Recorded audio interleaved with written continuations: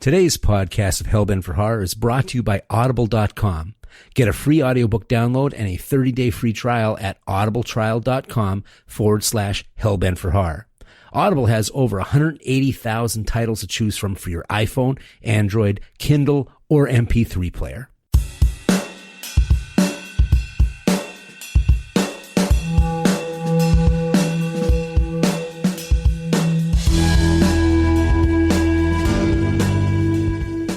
Hi, and welcome to Hellbent for Horror, a podcast devoted to all things related to horror. I'm S.A. Bradley, and I'm a lifelong movie lover, but my heart belongs to horror. My biggest thrill, however, is getting to talk to people about this stuff. I really want to start conversations with you. So one of the things that I love so much about movies is that there's such a collaboration of all the other art forms. I mean, you can be a solitary painter, or you can be a solitary writer or a solitary photographer, and you can still do your art. But movies need painters and writers and photographers to work together, or there really is no movie. It's an art form that is the sum of all the other art forms. You can take these solitary artists and you put them together, and they can create something completely unique. Each of them makes the movie come alive. Each piece becomes more alive by that contribution. Now, movies are a visual medium, and movies move, as we're usually told. We all have our favorite shots or scenes from our favorite films. But when you think of those scenes, do you ever hear music in your head that goes right with the image? Or the other side of the coin, do you hear a piece of music and your mind goes right to a specific movie image? Movie music can be such a good match with the scene that it can become inseparable. They're Janus masks. They're twins. And that music can even bring up the emotions that you felt when you first saw the movie. And since horror films deal in heightened emotions, it's no wonder that many of the most memorable soundtracks and themes come from horror movies. And today, I'm grateful to have J. Blake Fichera on the show to talk about horror movies, the music that's in them, and the guys that make that music. And Blake is a producer and editor of television films, and he's also a musician who's been inducted into the New York Blues Hall of Fame. He's also a lifelong horror movie lover who taught film studies at the State University of New York at Purchase, and he writes articles about his passions for both music and for movies. He also co-hosts a film podcast called Saturday Night Movie Sleepovers, and finally, he is the author of Scored to Death, Conversations with Some of Horror's Greatest Composers. Blake, thanks so much for being on the show. Thanks for having me. So before we dive into your book, I wanted to tell you that I listened to your podcast episode about Escape from New York, and it was so much fun to listen to. Can you tell the listeners a little bit about Saturday Night Movie Sleepovers? Yeah, Saturday Night Movie Sleepovers is a nostalgic film podcast where myself and an old film school buddy of mine, we've now been friends for, I guess, 20 years now this year. We talk at length, or some might say at nauseum, about one specific movie. And they just keep getting longer and longer, but we have a good time. And we go into the backgrounds of the movies often, and we also talk a lot about our personal kind of relationships with the movies. Yeah, I will say that what I really had fun with, and there are some podcasts that I listen to, and they kind of veer off the course, but they veer off the course in almost inside jokes that really take you out of what's going on. You guys, the synapses are firing in a very fun way. This is like watching Obsession kind of do some kind of weird genetic chart. You were talking about Escape from New York, then started talking about Snake Plissken, then comic books that were made with Snake Plissken, which brings us to Storm King Productions and Asylum. And then, oh, by the way, The Thing was this, and it was also a video game. And I'm just sitting there going, wow, these guys are having a lot of fun doing this and really passionate, really know your stuff. So with that kind of passion, I'm just really happy to have you on here. Where did your love of movies come from? What started you on the way to being a film lover? That's a good question. I'm not really positive, but they've always been a thing for me. I recently did a podcast that I don't even know if it will have dropped yet, but I was talking to Carpenter's son, Cody Carpenter, about movies. And we were just kind of talking about movies of our youths and stuff. And I kind of revealed that a very early memory some of my fondest memories of my childhood were my parents were separated, but on occasion I would see my dad on the weekends, but on occasion he would pick me up on a weeknight and take me to the movies. Mm-hmm. And I think some of my love for going to the movies stems a little bit from that. And he was also just a big film lover. And my mom was always very good about taking us to the movies or being interested in the kinds of movies that we were into. I always kind of joke around that, depending on the phase, God bless my mom, who has sat through Texas Chainsaw Massacre more than once. Or, wow. The Rocky movies or Star Wars, whatever I was doing at the time, she would sit through it. But I have a lot of fond memories of them taking me to the movies. And I think that's kind of where it comes from. Yeah, it was kind of for me, I was a horror kid, but really I bonded mostly with my dad through comedies because he really loved comedies. And so we would go to the theater a lot. And my dad, at one point, he wanted to be a DJ. But he was also functionally illiterate. It was kind of a poverty area that we came from.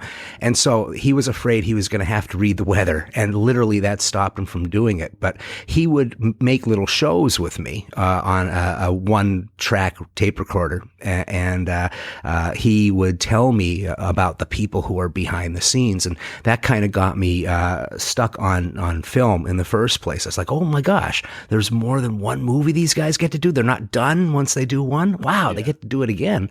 And then horror really bit me. Were you a horror fan as a kid, or did you grow into it? I think I was, but I never would have considered myself that. It definitely was a gradual process, but I don't know how old you are, but I would imagine we're around the same age. And, horror it was a very interesting time for horror, the 80s and then into the early 90s, because there was a lot of horror on television. You had things like Tales from the Dark Side and Tales from the Crypt and even, Friday the 13th, the series. And so we would kind of watch that stuff, Twin Peaks, and we would watch that stuff on television. And then when I got into like kind of my tweens and then into teenager, to being a teen for sure, then I started getting into it. Got into a ritual where a friend of mine and myself would rent a movie every week, every Friday. And we just started renting horror movies. And that's kind of really where I formally became a fan of horror movies. Yeah. Now, I think I'm a little bit older than you, but I'm not going to say how much. But I actually grew up in the early 70s, so I was not old enough to go and see Texas Chainsaw Massacre, but I was old enough to be tantalized by it. And so in a way, the way that I look at horror movies is kind of colored by that time period where it was the second golden age of Hollywood. So film criticism was at its height, and everybody was looking at movies as really important as opposed to just entertainment. And then in a few years, like right around Rocky and Jaws, it starts to change a little bit. But even at that point, horror films were being looked at by some people. Either they're not looking at them at all, or they're looking at them like, well, what's the cultural significance? So it's really interesting. By the time Twin Peaks was hitting, that was kind of like my breath of fresh air. Like, yes, this is coming back. It kind of felt like it died for a while there. So, of course, your book is about horror soundtracks, and we talked a little bit about horror. But how about music? Did you grow up in a musical household? I did, in the sense that my family were music lovers, but nobody really was a musician until I started pursuing it. Although my grandfather on my father's side was right, kind of Fisher and Marx, right? They were a song and dance comedy group, and he would tap dance and they would sing and stuff. But they were mostly like a comedy duo, kind of in the style of Martin Lewis kind of thing, or Abbott and Costello from South Philadelphia. But they made a couple of movies for Paramount, Mr. Rock and Roll and Country Music Holiday, and they were friends with the Rat Pack and toured with Joey Bishop and stuff like that. Well, that's cool. Did you ever have some conversations with your grandfather about that kind of thing? Well, unfortunately, he died when I was pretty young. So I never really got to. But when I was in film school, I made a short documentary about him. And so I talked to relatives and his partner who has now passed, but at the time was still alive. And so I got to kind of learn more about him through that. When you were a kid, were you collecting albums, or was it already starting to move towards CDs or cassettes? We had a lot of albums in the house, but those were mostly my father's collection. And I think, my mom had some too. My parents split up when I don't know a time when my parents were together. That's how young I was when they split up. So, but they both kind of loved music in their own way. And I guess I was a cassette kid, and I didn't get into the CDs until probably even later than most people my age. Yeah, when I was in junior high, I was the kid that was carrying heavy metal albums under my arm and my denim jacket. And then about the beginning of high school, I started being the guy that had the cassettes in every pocket that was in his denim jacket. Music was always kind of a connection for me, but I'm not a player. My dad can carry a tune a little bit, but I'm the one, the gene just was not there for me. But he did notice that I loved horror movies. So one of the things that he would do is he used to get me sound effect albums. Yeah. So he was a big fan of that. And I would just sit there, and I wish I could find them. I highly doubt they exist anymore. But when I was really young, my dad would put that album on and do pin drops. And basically we'd sit there and go, okay, we're going in a haunted house. Oh my goodness, this is scary. And it's one of those things that you remember very fondly as you get a little bit older. Sure. So Scored to Death. Can you tell me a little bit about how the idea came about to you? Well, the idea itself came, excuse me, and I talk about a little bit about this in the introduction to the book. And that I went to see Goblin live. Now at that time, this was their first tour of America, and they were actually, the lineup of the band was actually the new Goblin lineup, but here in America, when they toured here, they just wanted the Goblin name. And they played here, and it was as exciting for me as, I don't know. I don't even know how to just imagine your favorite artist that you never thought you would ever be able to see live. Right. To get to see it live was just kind of a dream come true. And sitting in this sold out audience, watching this band and seeing just how much their music is affecting everybody around me, kind of realized that, like, I'm not the only one, there's more people into this. And so the idea came from that I got put into a really big phase of listening to, for me, and I think most music lovers are like this, you'll get into phases where you listen to one artist or one certain kind of music for one song, weeks or months or however long it is. And so seeing that Goblin show got me on this kick of listening to, Goblin and Carpenter, but mostly Goblin. And I was really into that, listening to that music again, because I had not really been in that kind of kick for a long time for that.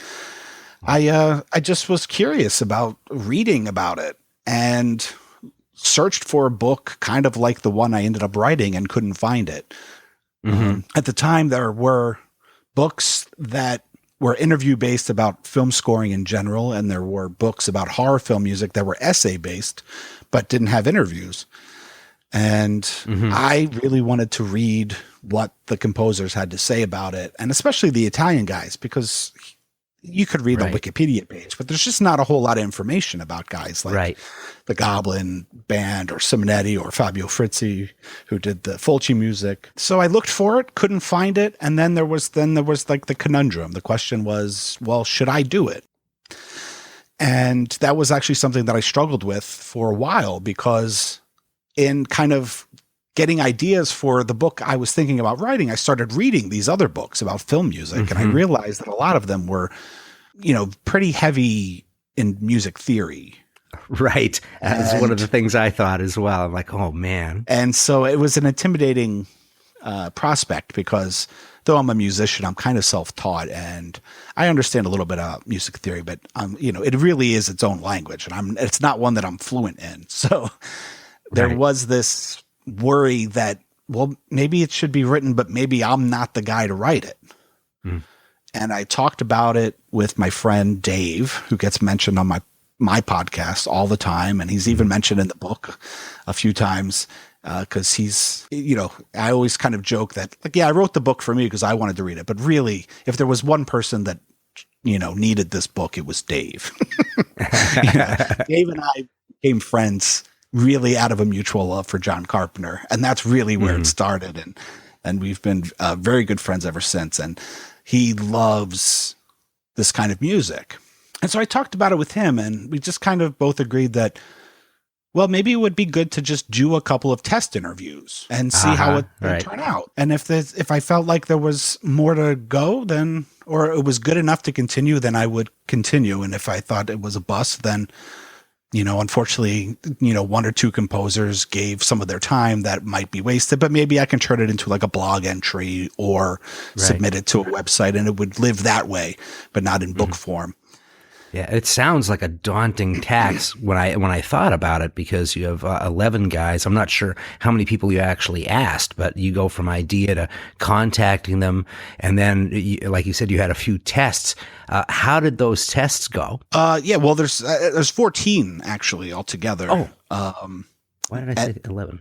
And the original plan was to do 13 because I thought that was a good hard number, 13. Right.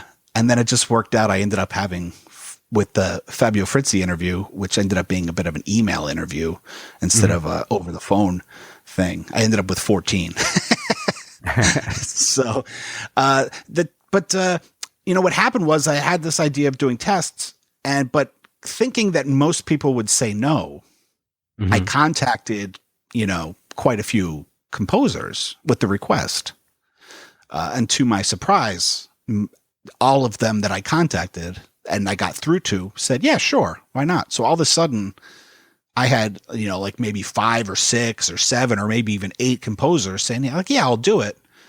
And so then it ended up, I kind of just had to say to myself, well, like, I guess I'm not doing a test now. I guess I'm just doing it because I have like commitments from this many people. Were you also, because that has a certain style and a sound, were you big on like Tangerine Dream, and were you kind of influenced at all or interested in Tubular Bells? I don't know how many times I listened to that whole thing.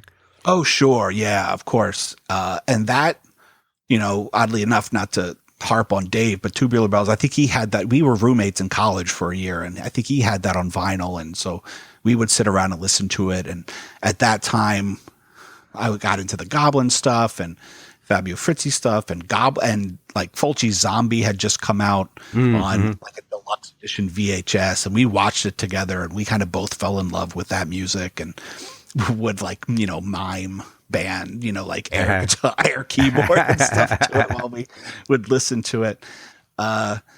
Sure. Yeah, of course. I got into that stuff. Oddly enough, the Carpenter was kind of my, the guy that got me into the idea of listening to this kind of music. The first score I ever bought, horror movie score I ever bought, was the In the Mouth of Madness score. Right. And then when I got to film school in college and I started to discover guys like Dario Argento, then I fell in love with, that music, Goblin's music, and then Fabio Frizzi's music. And then that was kind of my entree into this idea of like progressive rock and keyboard based music. So yeah, so it was like after that I got into things like Tangerine Dream, but it was really the horror stuff that got me into it in the first place. Right. Well, it's kind of like Tubular Bells. I only thought it was horror music because when I was young, I was old enough that The Exorcist was in the theaters, but I wasn't old enough to not be horrified completely just by the very idea of it.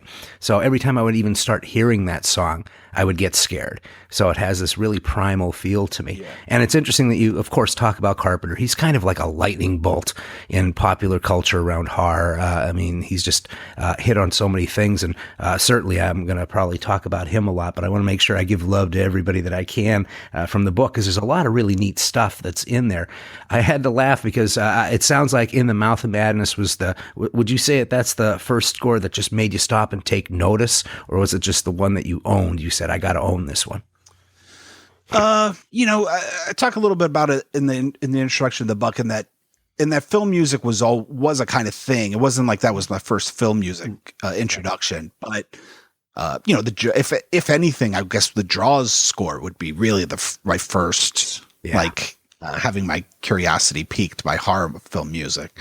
But when I was in high school, me and my friends rented In the Mouth of Madness, actually at my birthday sleepover. So to tie it into the Saturday Night Movie Sleepovers podcast, movie sleepovers were a big deal, and that for me, and that's why we do that podcast. And that movie just rocked my world. It just pulled the carpet out from under me. And the opening song, I was into things I was getting into things like metal, and I was very into Black Sabbath and getting into, Metallica and stuff like that. And it just was man, this really rocks. But then all the other stuff was really cool too. And so I ended up buying that CD at a Tower Records in Philadelphia on South Street. Right. I remember buying it. And me and my friends would make our own movies with a VHS camera, and then then we started making horror movies inspired by the fact that we had watched In the Mouth of Madness, and so then that music became the score to all of our horror movies. Was that soundtrack? And then I think probably my second horror movie score that I ever bought was then probably either a best of John Carpenter or the Halloween score. It really kind of opened a Pandora's box that. Yeah. Like I said, when I started getting into this, more into horror movies and more into the horror movie music, it just became a little bit of an obsession. Yeah, The Fog was one that got me because the first clip on the album was Houseman's the set of Spivey Point, and he's giving this little story, and it was just so awesome to hear that just kind of isolated like that. My first experience where I can say that I was completely obsessed with soundtrack and realizing that it wasn't just what I heard, that there was unconscious stuff going on, was actually very orchestral. And it kind of gave me a frame of mind that all of it was orchestral. And it was John Williams doing Star Wars. Yeah. And my dad went and bought the 8-track.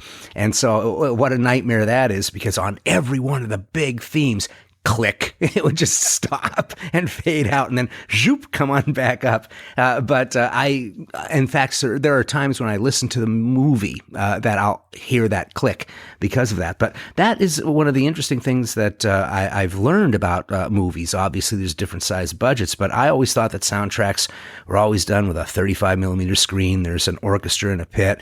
They're playing along to the movie in a click track. But there's really all types of levels. And I think you have some really interesting variety that's in this book, although a lot of it is more towards the lower budget stuff. What would you say was the most surprising thing that you learned in the interviews, or say the most surprising answer to a question that you got? Surprising. That's a good question. I don't know. In a way, all of it was kind of surprising because, like you, I kind of had that idea of what film music was and how it was done, even though I kind of knew better now, but still in my head, they were sitting around playing it to the movies. And that wasn't really the case in a lot of cases. Yeah. The thing that blew my mind was they were doing it by stopwatch. They didn't even have the movie in front of them. Yeah. They were like, I need 2 minutes of something really tense. Go and do something really tense. And I'm like, how do you make that work? And that was really impressive to me. And I was just going to say, not to cut you off, but a revelation that I love in the book, and I don't know if it was I don't want to call it surprising, but one that I do love very much is when Christopher Young talks about getting that Fantastic Worlds of Bernard Herrmann record, having his mind absolutely blown. Yeah, listening to it and buying it as a teenager in a record store based on basically the cover. And reading the movies that were included, the themes that were included, because he was a sci-fi fan, but a literary sci-fi fan, not so much a movie sci-fi fan. And taking this record home and listening to it, and just at that moment deciding that he wanted to write film music. Yeah, how awesome is that? That's one of my favorite parts of the book, is his story about that. And it's interesting, of course, Herrmann comes up quite a few times, and I like the discussions around him, especially where and it's kind of tangential here, but what I liked was when the conversation went to how different music trills or stingers are keeping the character, say the bad guy, on screen, even though he's not on screen. Sure. There's a constant feeling of that. And I mean, I don't know, does anybody do that better than Harriman did? There were just, I even think of like Taxi Driver, that really crazy snare drum thing. That's like the inside of Travis Bickle's mind while he's driving. It almost sounds like insanity. But talking about the literary side, what I thought was really interesting was Simon Boswell. He kind of blew my mind. I loved how he was saying, don't study music if you want to make music in films. Because you become a copycat because of all the theory. And he was actually a literature major. And it sounded like he just, by sheer pluck around his ignorance, came up with a whole new way of looking at sound design. Yeah. Well, it wasn't even, what I love about it is because it's something that I think applies to a lot of artists, which is, it wasn't even so much that you become a copycat, but it was also like when you figure out how hard it really is, you'll be too intimidated to try it. So in a way, like ignorance is kind of bliss. Like he didn't realize that this was an impossible feat for him to accomplish. Right. You know, I often say, you know, I went to film school because I wanted to make movies, but I kind of wish I just made movies, because learning how hard it was to do it and how to try to get people to, you know, buy it or raise the money, it became very intimidating. And I think that stops a lot of people. And, so yes, he doesn't listen to film music scores. So he, or at least horror movie scores. So he doesn't, there is this element of, he doesn't want to inadvertently copycat things, but it was also like every musician that he knew that studied ended up like playing in an orchestra instead of composing their own music, because they realized that it was too hard to be like a composer. So have you seen, there's a documentary about the making of Santa Sangre.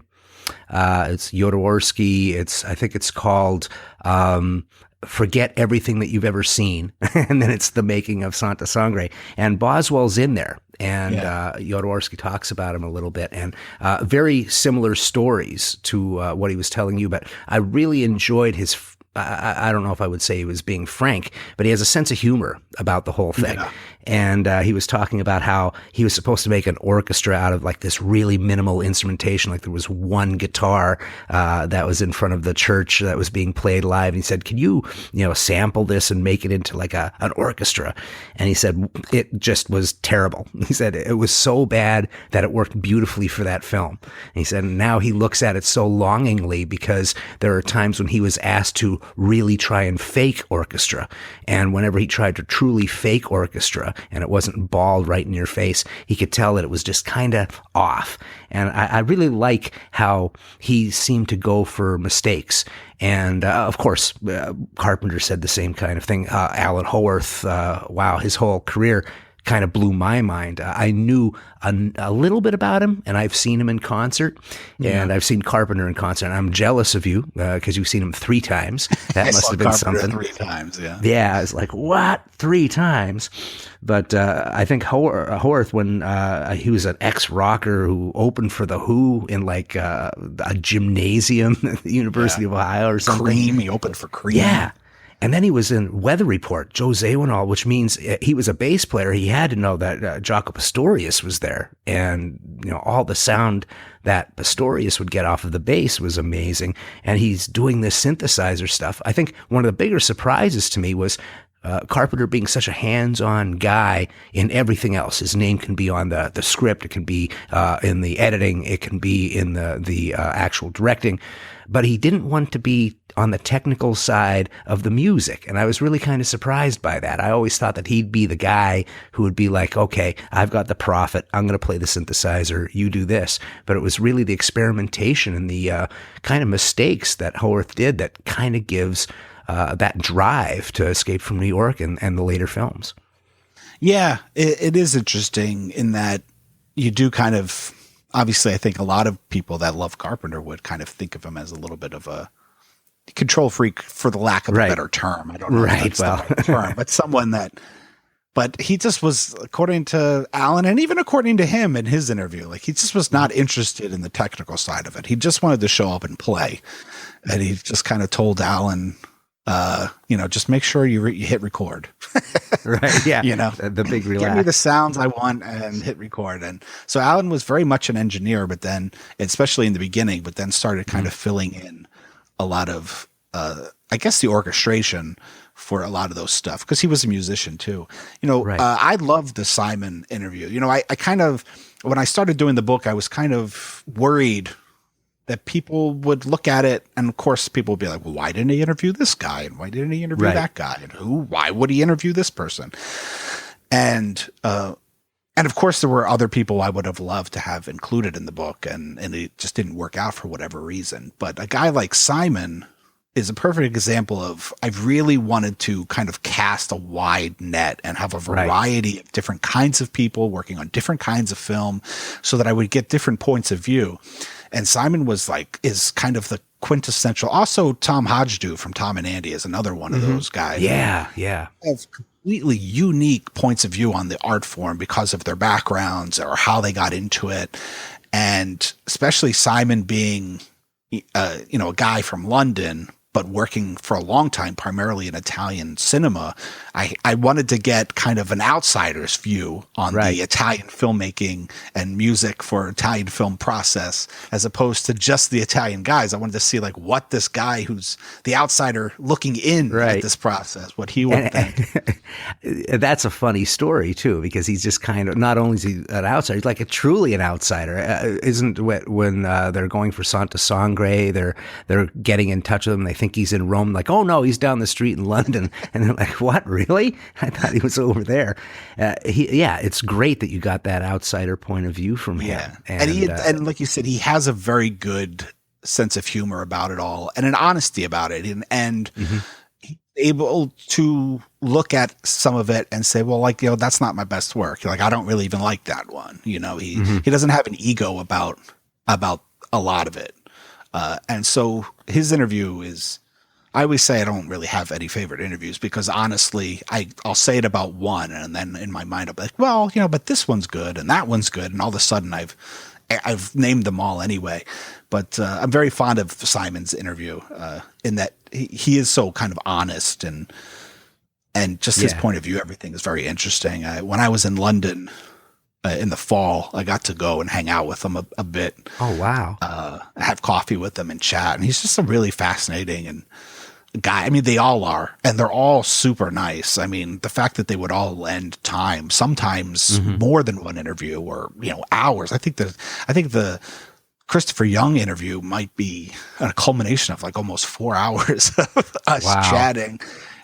They're all just stand up, very gracious guys, and I really can't say enough good things about all of them for contributing and really giving not just their time, but some of them even came to a signing. With 5 of them showed up at a signing to sit there and sign the book with me just to support it and stuff. They're really great. Yeah. And I think what's really cool is you have Carpenter, who, as most people know, not an easy interview. In fact, I thought about interviewing him when I started watching his interviews with Mick Garris, who's his friend, and his interviews can be really cold because he said these things a million times, and he plays things close to the vest. But you found the one place that outside of Lakers, talking about the Lakers, you have this one spot with him that he opens up and really becomes excited. When I went to see him in concert, I went to the VIP line and all of that, and I see him sitting down there, and Cody's next to him, and it's not Dave Davies. That's the name of the father. I can't remember the name. Daniel Davies. Thank you. Yeah. They're sitting there, and I see Cody, and I'm like, wow, now I know exactly what he looks like, because for a while there weren't that many pictures of him. And I went up to him in line instead of going right to Carpenter, and I just shook his hand and said, I really love Cigarette Burns. That was a really cool little soundtrack that you made, and it was really fun. And he's like, oh, thank you. And it was almost like he woke up, like he's going, nobody ever comes over to say hi. And so I go over to Carpenter. I just go, how you doing, rock star? And a big laugh over it, because that's kind of what he was there for. He was really enjoying absorbing that music. And, between him and, there's great stories about Carpenter that are in there. And I had to laugh. Sometimes I thought he might have been stoned while he was answering some of the questions, because some of the answers that he gave were just so funny. And I never really thought of him as being that loose in interviews. But Howarth had the one around Steven Spielberg, which I thought was just an amazing thing. It's Earth to Venus. With the Carrie Ann voice and Poltergeist. The thing I'll say about the Carpenter interview is that interview and how loose it is and how kind of fun it is really all due to just the luck of timing. The majority of that interview was done maybe 6 months before he even announced Lost Themes. Right. I heard that. And even in my interview, I asked him, I said, do you ever think about doing a record or your own album, like a solo album? And he said, no, that's a lot of work. And it's not my thing. And then he announces that he has this album coming out. So I contact his assistant and I said, well, now I need to interview him again about the album because, obviously I'm not going to put in, I'm going to edit out, which it is not in the book, but I'm going to edit out him saying he's not going to do an album because now he has one coming out. And now I need to talk to him about it because the book's not done yet. So I want to be as up to date as I can be. So by that point, he was getting interviewed daily by every blog, every website. And so by the time I got to talk to him again, the album was going to come out like the next day. And he was just not in the mood anymore. He was tuckered out, which is completely understandable. But it's like complete opposites. His interest in the interview from the original one I did, which luckily is the bulk of the interview, and then the second interview, he was just talked out. He had been talking about his music for weeks or maybe even months, like every day. And so I just got very lucky in that I talked to him about it at a time when not a whole lot of people were talking to him about it. And though his answers are still short, he's just not a talker. That's just not the way he is. And in a way, especially about his music, I kind of get it because out of all these guys, he's the one guy that doesn't consider himself a composer. Like that's not his job. So he just doesn't think about it. The music for his films was quite literally an afterthought. It was the last thing he did.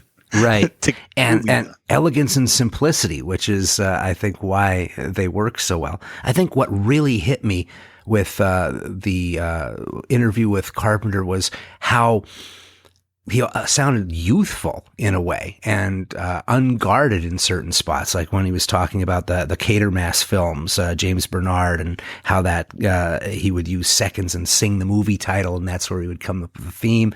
And then Carpenter, I don't know how many times, I think I counted like 7 or 8 times that you had in brackets, hums the theme or sings the theme.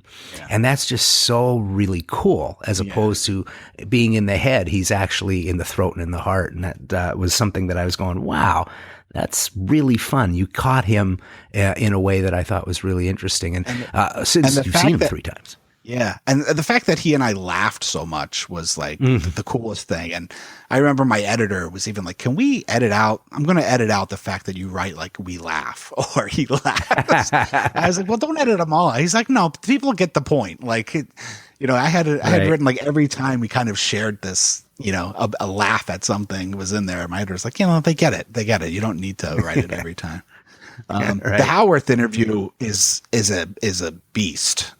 In the best way possible. Howard's career outside of music is fascinating. My God. Yeah. And so I just, I love his interview. I love because we do talk so much about just sound. Right. In addition to sound just effects. music. Yeah. All the sound effects work he did, like the story that you were referring to about doing, the Poltergeist thing and how he recorded sounds for Hunt for the Red October and stuff like this. He's a really fascinating guy to talk to. And I think I did 2 interviews with. He was my second interview and he was then my third interview. and I could have just talked. And then we did we actually ended up doing a third one later on because he read it and had stuff he wanted to add to it. So then we sat down again and chatted. But yeah, his interview is great because, like I said, all these different points of view, his point of view on just the overall use of sound in cinema and his, the kind of the extent of his career in post-production sound is kind of amazing. Yeah, he's had his fingers in a whole bunch of really iconic things. And I love how he considers sound effects. It's still music. You know, he thinks of music as that alternation of sound and silence. And that's really kind of neat because he's had his hands on both sides of that. And since I mentioned the Earth to Venus, can you paraphrase that a little bit? I'm sure people would want to know what I was talking about. With Sure. Spielberg. He was working on Poltergeist, and of course, it's a notorious story of how Spielberg ended up kind of taking the movie out of Hooper's hands. And so Hooper really wasn't around for the post-production part of the movie. So Spielberg was he was in charge of post-production, and they were doing what's called a spotting session where they were watching the film and talking about, okay, like what sound effects and what music is going to go here and there. And we get to the point where I guess they're trying to get Carol Ann out of that like alternate dimension when she's like sucked into the closet or whatever. And they can kind of hear her voice and stuff through this dimension. And so Howard's like, so what do you want for here? And Spielberg thinks about it, and his answer is, think about Earth to Venus. And Howard says, he's like, yeah, that'd be cool. That's cool. Yeah, I'll do that. And then he walks out and says, like, what the hell Spielberg was talking about. But he didn't want to tell Spielberg he didn't know what he was talking about. Right. So in a nutshell, he tries a million different things, every trick of delay, echo, all these things in his home studio. He's trying everything. And then he's driving back to the studio, back to like the offices or whatever. And he's listening to Led Zeppelin on the radio. Whole lot of love, where it's like kind of that crazy, like avant-garde breakdown in the middle and way down inside. Yeah, you hear Robert Plant, and it's like a pre-echo. You hear it lightly, and then it comes to fruition, and that was kind of the moment the light bulb went off. That was the revelation for Howard. Like that's Earth to Venus. You're hearing. You hear it in the distance, and then it finally gets to you, and you really hear it. So it's like it's an echo before the actual sound comes. And so he went back to his studio and played with that, and came up with the sound effects for that. The stuff he did beforehand was stunning, and I would love to hear Braino, that band Braino that he had, where they just record, and we'll turn that into an album, and whatever happened, and it was all just instrumental inspiration of the moment. And I've seen him live, and he was at a con that I went to, and he was so fun because he's into it, and he would play things that he worked with Mr. Carpenter, and he would add some additional flourishes into it, and you could see him. The difference between him on stage and Carpenter is telling, because Carpenter stands there like a rock star, and then he has his hand in his pocket and he's playing with one hand, but Howarth is like raising himself up. He's this little guy, but his chest is going up and everything, and he has some avant-garde pictures and imagery and scenes from Escape from New York on there. And at the end, when the music all goes down, he goes, "God bless John Carpenter," and everybody cheers. He was such a card, though, and it was so much fun to talk to afterwards. But he forgets. At least he did for me. He forgets that everybody in the world doesn't know what he's talking about when it's technical. Because I asked him a couple things about his Apple, his Mac that was there, and he lost me in about 3 seconds. Did you find that happened every so often, that you had to tell these guys, "Whoa, I know that I said I was a musician, but I have no idea what you're talking about right now"? Oh, sure. There was always instances where, or maybe I had a loose grasp of what he was talking about, but definitely could have used clarification. And I think they were all very good at, when I kind of prompted them to then go into kind of a more layman's explanation of what exactly they were talking about. I mean, sometimes I think there might be some kind of footnote type stuff where we explain a little bit of what they're talking about. But for the most part, they were totally willing. If they didn't, explain something that I thought was completely clear about theory or technical stuff, if I just asked them, they were more than happy to go into it. Alan he's definitely a techie, and he is a fascinating guy. I had dinner with him after my book signing. I had dinner with him, Joseph Fichera, and Harry Manfredini. Oh, wow. And I had dinner with Harry and Joseph before, just the kind of the three of us, but to have Alan in the mix was a completely different dynamic, because he's just so different, especially compared to Harry and Joseph. And it's just like three very different personalities, like gathered. And all of them really like interesting sounds. So I'm surprised it wasn't like they grabbed all the glasses and started like honking in them and banging on stuff. Yeah. But it was a fascinating Italian dinner, sitting there and having these three guys chatting back and forth. So one that I wished I'd have heard a little bit more about was Charles Bernstein, because he worked on something that literally felt like it came out of my nightmares, and it was the movie The Entity. There was a sound when the entity attacked. And I'd love to have found out how he did that, because that still gives me chills. Yeah, I would have loved to had more time with Charles. Unfortunately, Charles was one of the guys that just couldn't give me a whole lot of time. And so I had a certain amount of time with him, and I would have loved to have gotten more into specific movies like Entity or even Deadly Friend and it just, Cujo. Yeah, Cujo talking. Although he does talk about Cujo, and I think he has really interesting things to say about that score. But I would have loved to got more into specific films with him, but I just didn't have the time. He was another one though that made sure that he came to the signing, and we were sitting around waiting for him, and he walked in, and he said, "I'm here for an hour." He's like, "I'm actually leaving town from here."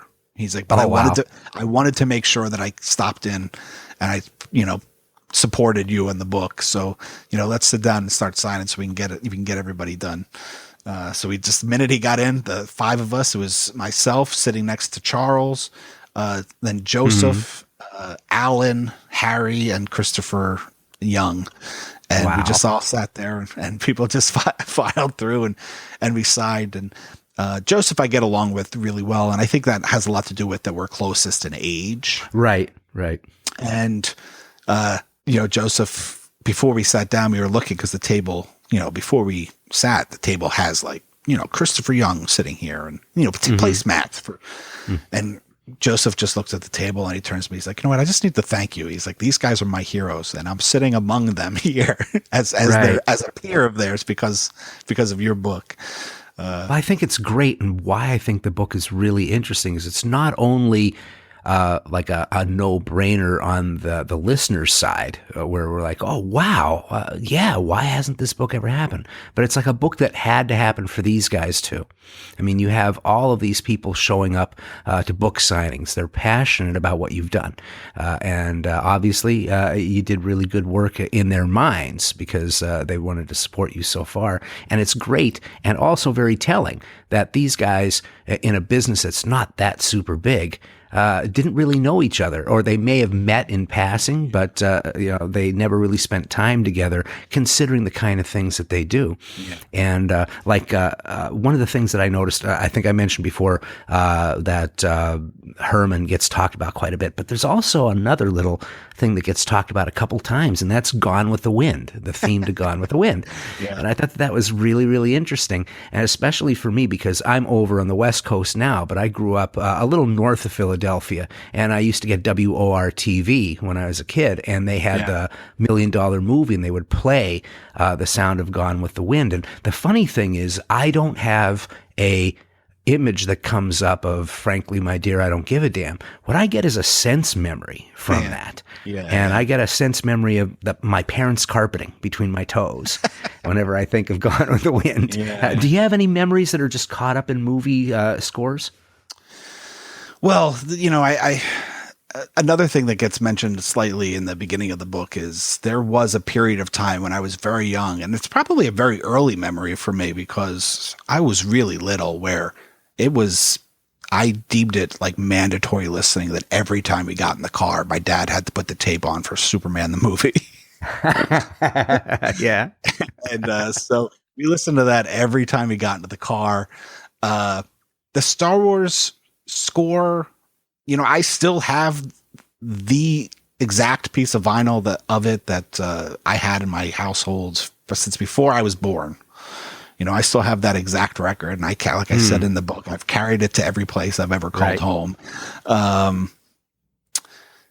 Memory wise, it's an interesting thing, music. There are some things, like, to me, a movie like Rocky is as close to perfection as cinema can come. Oh, yeah. And it's just, it's a perfect storm. Everybody who's cast in that movie is perfectly cast, and Bill Conti's score is so powerful for me personally that I can listen to it and be brought to tears just because of its connection to it's like you said, it's sense memory.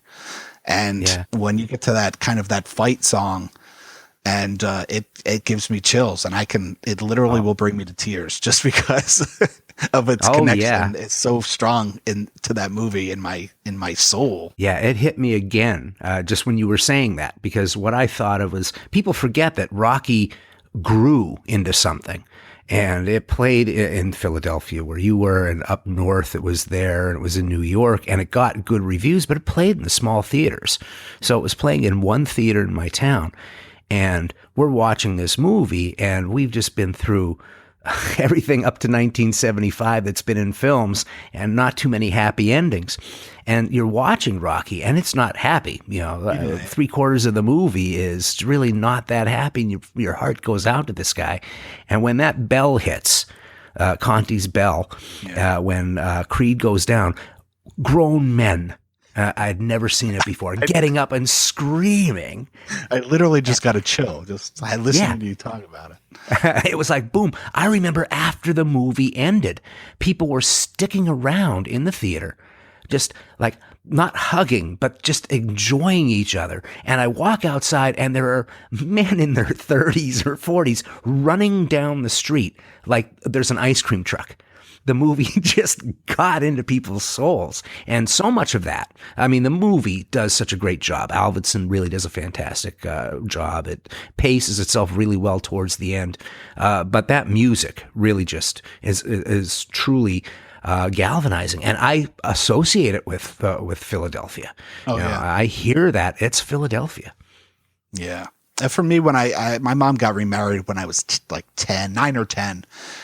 And we moved to the suburb of Albany, New York. But Rocky became a very big thing for me after we moved, because it was like I was homesick, and Rocky was like this weird little window to Philadelphia, where I had just moved away from. And so Rocky had always been a very big thing for me. And my brother has a very funny. He texted me that he was watching Rocky with his wife, and my brother was brought to tears by the movie, and my sister-in-law turns to him. She's like, the birth of our son, the death of family, like, you have never cried, right? about anything since we've been together. This is what you cry about. This is what you cry over. And I guess you're not a guy. You just don't understand it. Right. Exactly. Yeah, that's so funny. And it's so true. And you feel terrible when people say stuff like that. It's like, but you don't understand. You are mainlining emotion here. And this is like, I have no defenses. You've gone right past them all with this music. And that movie really did hit so heavy for me. And of course, there are horror movies that did that too. The end to Halloween, when that musical interlude starts again, when we know that he's going to look over that edge out the window, and Michael's not going to be there, and the shape is not going to be there. And when that music starts to speed, it's like I felt myself like rising up. Not, I'm so scared. I am exhilarated. Sure. This felt like something absolutely new. And that music just stuck with me. I would hear it. In fact, there was a time when if I didn't hear Halloween's theme at a Halloween party, I was out. I wasn't going to stick around. I need the inspiration of this thing. This is like the sound of shadows. And so I really, really love that music. So one of the things that you said in your interview, I think you mentioned or asked the same question to everybody that you interviewed, and that was horror movie music has a more loyal and passionate fan base in your estimation. And then you ask, what do you think there is about horror music that transcends the films for so many fans? As a fan yourself and a musician, what do you think the answer is to that question? Well, I think horror, I'm trying to think who said it. Maybe it was Harry. Somebody pointed out, it might have been Chris Young, actually. They pointed out that it's very active in a lot of ways, more so than other movies. Mm-hmm. And I think that's true. And I think, I connect with it on that, even though I didn't really know that that's what I was connecting with. But for me, has a lot to do with that the genre lends itself to more experimentation than a lot of other genres, if not all other genres. I mean, maybe sci-fi as well. It's just, there just seems to be, you can use everything in the cupboard, as I think Harry Manfredini said. Everything's open. There's nothing off limits when it comes to a horror movie. You can do anything as long as it's effective. So for me, I think that's a lot of it. They're interesting. And I think it's interesting because the genre allows it to be. And there's also part of it has a lot to do with the synth stuff, which I originally fell in love with, which were kind of out of necessity because of budgetary reasons. Like they couldn't afford orchestras in a lot of cases. And so the synth sound of the 70s and 80s of horror is kind of what I originally fell in love with through, even though the score I fell in love with was John Carpenter in the 90s. It's what led me to that other stuff. And going back to Tubular Bells, I mean, that piece of music is, the way Friedkin decided to use that piece of music is likely the most influential piece of film music in the latter part of the 20th century, in that his decision to use that is what inspired like Deep Red's score from Goblin, and then in turn inspired Halloween, and then the success of those scores inspired Phantasm score, and it just became this chain reaction that all started with his idea of using Tubular Bells in the way that he did. It's a really fascinating topic, and when you look at it from those points of view, it just gets more interesting. Yeah. And I think for me, there's a very expressionistic portion to horror, and it takes those inner feelings and puts them out in the world. They're expressed in actual visual sense, and music is expressionistic by nature. It just it's very, I guess some music can be intellectual in its own way, but I think it's still getting an emotion, just kind of pulling it out of you and letting it float around for a while. But I also think of horror and comedy, and I think a couple people in the book mentioned that they either don't like doing comedy or comedy is very restricting. And I would have thought the opposite, because both of those things are about timing. Yeah, comedy and horror share a lot in common, and timing is probably the biggest thing. The idea of suspense and then reveal is not really much different than telling a joke and then having the punchline. It's things, you do something just a breath or a beat earlier or later and it's not funny. And the same goes with the way suspense is used in horror movies. And I think Harry talks a lot about it in the book in terms of how alike they are. But comedy's tough, it's because you have to figure out what you're going to play. Are you going to play the comedy, or are you going to play it serious and let the narrative or what's happening in the scene be funny? It all depends on the movie and how it's being done. Comedy is tough. I mean, I don't think comedy really gets as much recognition as it really deserves in terms of cinema the good comedies, the really great ones. And even, what would people would think would be stupid comedy also is a lot harder. Oh yeah, there's a brilliance there. And I think that's why you'll find that a lot of comedic actors, like Steve Martin or people like that, are brilliant. Or, when Robin Williams, who unfortunately passed away, they were amazing dramatic actors. Jackie Gleason in The Hustler. Oh, yeah, of course. Yeah. I would say that the other thing, going back to what you were saying about, what it is about horror music, I think Simon Boswell had an interesting point of view in that, a lot of us grew up with these movies at a time when maybe we weren't supposed to be watching them. Yeah. So they were a little forbidden. And so now, it harkens back. It brings us back to listening to the music. Obviously, it has like a direct connection to the movies themselves, which kind of gives us a little bit of a jolt of, the little bit of that bad boy, being obsessed and watching things that maybe weren't right for us at the time. Yeah. Well, I'm glad we started talking about some of your feelings and thoughts about horror and even comedy, because I wanted to move the conversation a little bit more towards your love of horror films, because, you've taught it. And I think, I guess the first thing I want to do is on my podcast, I always talk about The First Kiss, which is that movie that sent you on your lifelong road to ruin and horror. What was yours? I grew up I'm part of what I call the video store generation, where people like Freddy Krueger and Jason Voorhees were, cinematic rock stars. They were right. It was rebellion, and horror just had a very different feel in the 80s. But I would say, it's hard to pinpoint one movie, but honestly, I would say that In the Mouth of Madness was a big turning point, because it really did change my life. And it is the movie that eventually led to the book. So in a way, it was the most influential for me, because it did spark a certain, love for the genre and the music itself. And it was directly what led to the next thing and started this chain reaction that, I don't know, 20 years later, right?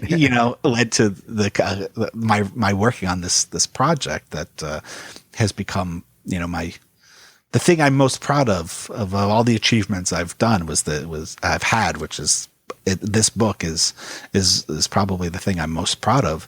But I do remember one that really sticks out to me, because it was one of the first movies my friend Pete, when we were in either late junior high or early high school, when we got into this idea of renting horror movies, he and I rented Prince of Darkness.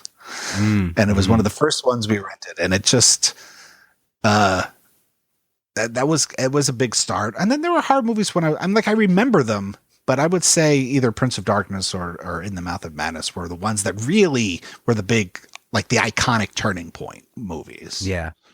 I think a lot of us have a Carpenter movie that really impacted us greatly in influence. The one that scared me the most was Don't Look Now, Nicholas Roeg. I saw that way too young. Way too young. You might still be too young for that movie.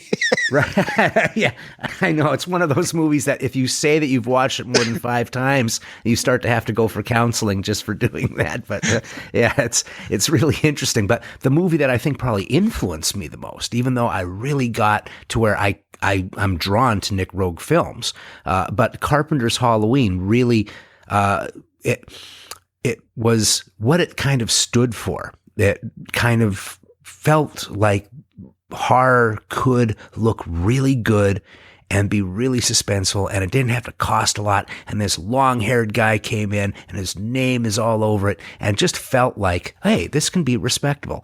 It was like the new generation's version of how Alfred Hitchcock made all his directors wear ties on the Alfred Hitchcock Hour. You had this reversal to that, and I thought that was cool. And the first time I heard you as a guest, or I think you were on Wrong Reel with James Hancock, and you were discussing the films of George Romero, and it was obvious that you knew your stuff about Romero and beyond, and that's one of the reasons that I wanted to spend a little bit of time talking about horror and maybe dig in a little bit. My favorite is Martin. I would say that the top of the mountain for what I think is the perfect Romero film is Dawn. But I have a real soft spot for Martin as I'm getting older. It seems to have more and more taste to it. If you had a Mount Rushmore of horror, 4 guys, who would be on it? Well, I will say that I will echo that Martin is not only my favorite Romero film, but it is probably, if I had to make a list of, 50 or 100, maybe even 50, Martin would be on it for sure. I just am completely in love with that movie from the first time I saw it, which was when I was probably 18 or 19. But I always say that I don't consider myself a specific fan of one genre, and I like the films I like, and I like films from all genres, but I've always been a big champion of horror because I don't feel that horror necessarily gets the respect that it deserves, or at least it didn't when I started getting into it.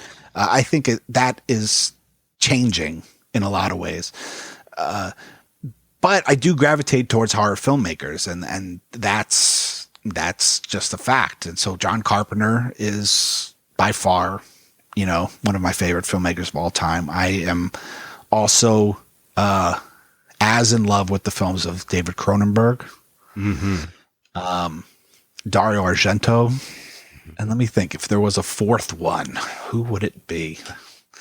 I've often say like my 5 favorite filmmakers are Carpenter, Cronenberg, Argento, Buster Keaton, and Chuck Jones. Wow, that's actually really cool. I just am completely, passionately in a love affair with the films of all 5 of those guys, and they're all, even though it's kind of very specific horror and comedy, they're also so different in the kinds of films that they make, even in those genres.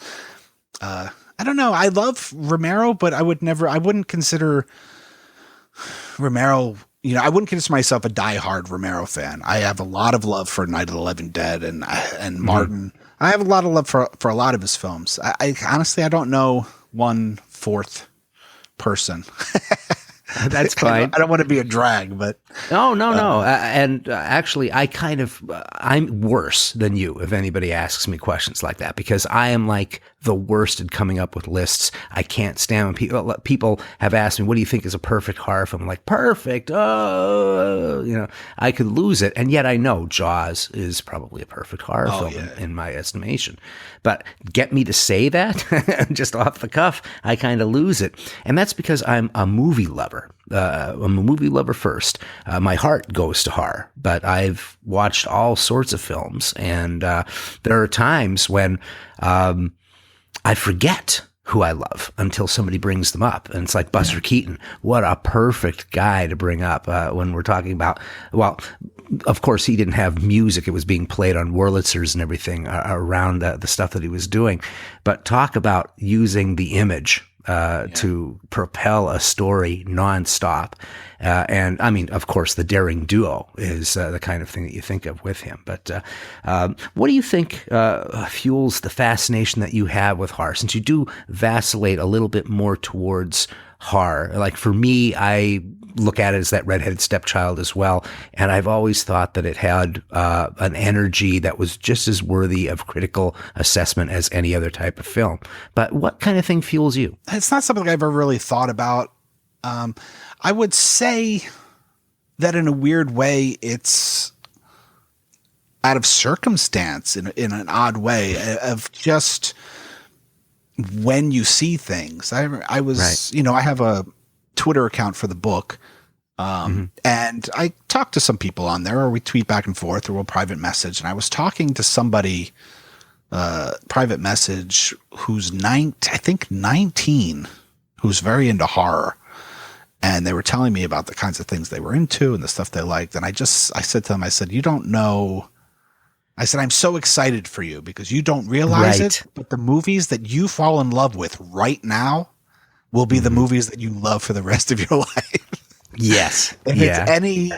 If there's even half as much truth in that was the way it was for me. Like if it's even half as impactful that this time for them, the movies that I saw when I was a freshman and a sophomore in film school, in terms of the horror genre. And I do think that it was a little bit of a rebellious thing. You know, entering a pretty strict, at the time, SUNY Purchase, I don't even know if it's a film conservatory now, but at the time, SUNY Purchase really was the best undergraduate film program in the country. And it was like it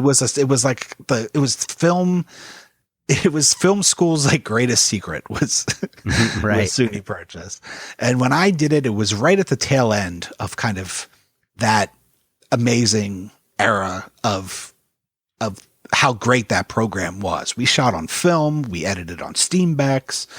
Wow, you're kidding. If there was a fault in that program, it was that they treated us too much like artists and didn't teach us enough about the business of the film business. But we were there and it was to run wild with running around with 16 millimeter cameras and just expressing ourselves. But when you take film theory classes when you're in film school, you start, you know, in a lot of ways, some of it can feel force fed and you don't appreciate it until much later. At least it was that way for me. Right. I learned to appreciate Roberto Rossellini later. When I first saw Rome Open City, I was, okay. Yeah. Unless, you know, some people go to it when they've had more life experience and they come into it when they're a little bit, there were people I was in school with that were already in their 30s. And maybe I'm sure they had a very different experience with that kind of thing than I did. But I was fresh out of high school. I was really like an ignorant punk, the way everybody is at that age, thinks they know better than this or that. And I think in a lot of ways, I was falling in love with horror in high school. And then when I got to college, it was a little bit of a rebellious thing. But it was also the great thing about film school is that you meet all these like-minded people. Right. And so it was meeting all these other people and talking about movies and having them say, oh, did you see this? And have you ever seen Dario Argento? And just getting everybody else's interests are being funneled into everybody else. And that's when I started seeing all these movies that, you know, a lot of them that we're talking about now. And that was also a time when Anchor Bay Entertainment was releasing, you know, a lot of this stuff, you know, all cleaned up, where a lot of these movies weren't easy to get. And suddenly they were becoming available. And it was right around the time that the internet was becoming more accessible to everybody. It really was like, I equate it to being this perfect storm of things. I was also living just outside of New York City, so we could take a train into New York and then find all these video stores and get all these things. And I think my love for horror comes out of all those things. And it has just kind of came out of, like I said, a little bit of a rebellious thing. And another thing of like the movies that I saw then, Martin, I saw when I was 19, all that stuff. God Told Me To. Oh, yeah. Peeping Tom. I saw, in class, a 16 millimeter print of it. All these things were just hitting me, and it just kind of, it changed the trajectory of my life. And that's what really sparked the love hardcore for me. And you took it to another spot too. Oh yeah. You started teaching. Yeah. But I think the reason why all those things hit me so hard were because they hit me obviously on some kind of emotional level. And I equate certain films that I saw at that time, like Polanski's Repulsion or David Cronenberg's Dead Ringers, of like, I didn't know movies could be like that. Yes. I thought movies were this I thought movies were this thing. And then I see a movie like that and it hits me, you know, to the core in a way that I didn't know a movie could ever do that. And it just opened my mind. And obviously other non-horror movies can do that, but for some reason, certain horror movies did that for me, and I think that's where the love comes from. It's just like it expanded my perception of what films could be, was seeing a lot of these horror movies. Yeah. Oh man, I'll tell you, in the early to mid 80s in Manhattan, going to the midnight movies it was an experience. And these little dingy places that you would go. I think when Blue Velvet first came out, I saw it in like a basement theater, and we're sitting in there, and it smells like mildew and everything, and the screen's just planted there. And people, by the end of that movie, by the climactic scene, people are like almost like retching.